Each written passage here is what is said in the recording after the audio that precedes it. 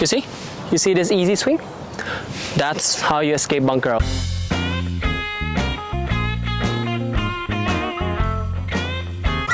Hey guys, it's Gary Cho and I'm a touring professional, and today I'm going to be teaching you the simple step for hitting a bunker shot. Now, the first thing we're going to talk about is the grip. Now, for the grip, right, the bunker, right, the most basic and the fundamental things for the grip is not neutral, too strong or too weak. Make sure that the bunker is balanced in both hands. What I like to do is make sure that the left hand is slightly strong and the right hand is slightly weak. In that way, it's gonna feel like it's a butterfly grip. You see, it flies.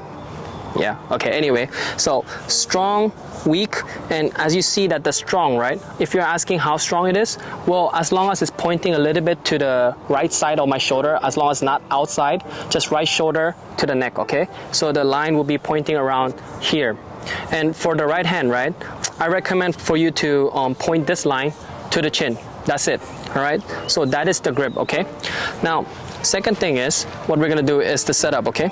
Now, the setup is gonna be very different for the bunker. The bunker is not gonna be a normal setup where we're just gonna stand just like an iron and then swing, and we're gonna use ground force. The bunker is gonna be a little bit lower, okay? So what we're gonna do is, we're gonna stay really low, but when we go low, we don't want the feet to be pointing towards us, okay? We want to make sure we flare the foot just like this, so both of the foot is open and the stance is slightly wide, okay? It can be wide as driver, but not too wide, okay? Just a little wider than your usual stance, okay? So a little bit wider, flare foot, and stay low like a bear. So you're gonna feel like you're sitting down like a bear. And as you see that when I do this, right, my hand stays really low, does it?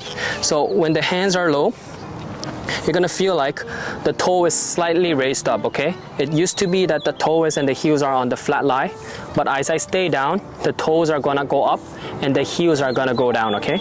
And after you did everything clear, we're gonna make sure that the face is slightly open and the weight stays left, okay? Now, this is the essential things for the bunker. Now, if you get the setup right, everything is gonna be really easy, despite the fact that even though your swing is not so good, just keeping the good setup already gives you a good chance to escape out from the bunker. Now, the last thing we're gonna talk about is the swing.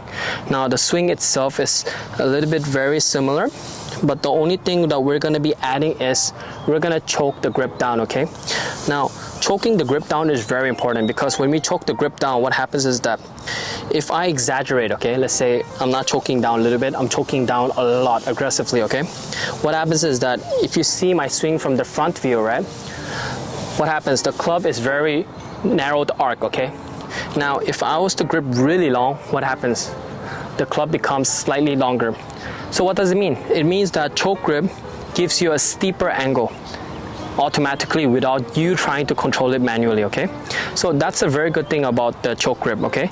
So this is why people say they have more control with the choke grip on the rough and everything, because for the rough that is plugged, or for the rough that is really like dry or too much rough or sticky roughs, choke grip gives you the steep angle where you're able to escape rough better than any other grip such as long grip, okay? So this is why we recommend the short grip here, right, like this, just like this. Doesn't have to go all the way to the shaft.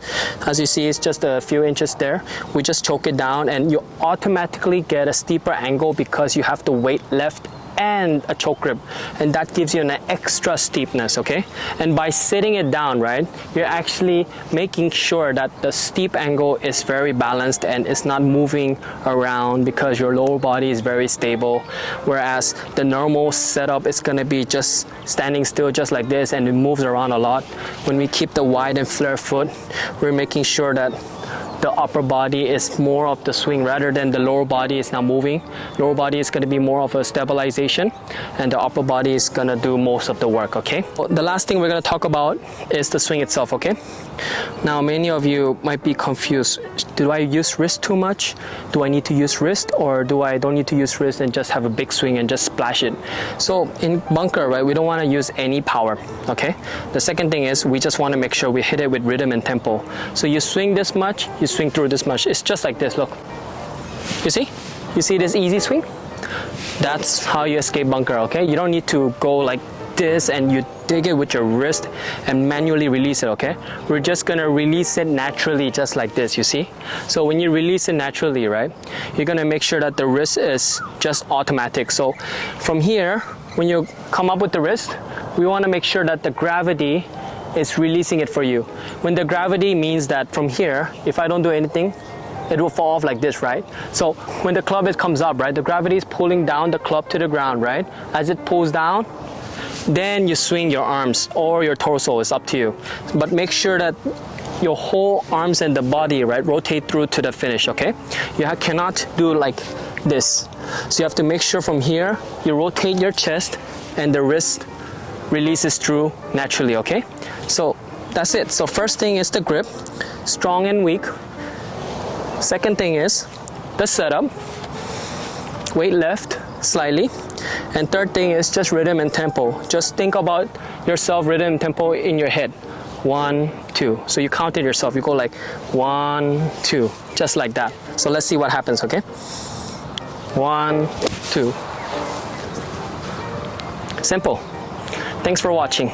If you like this video, make sure you subscribe to my channel and leave a comment below if there's any other video or tutorial videos you want me to do. All right, thank you very much, and thanks for watching.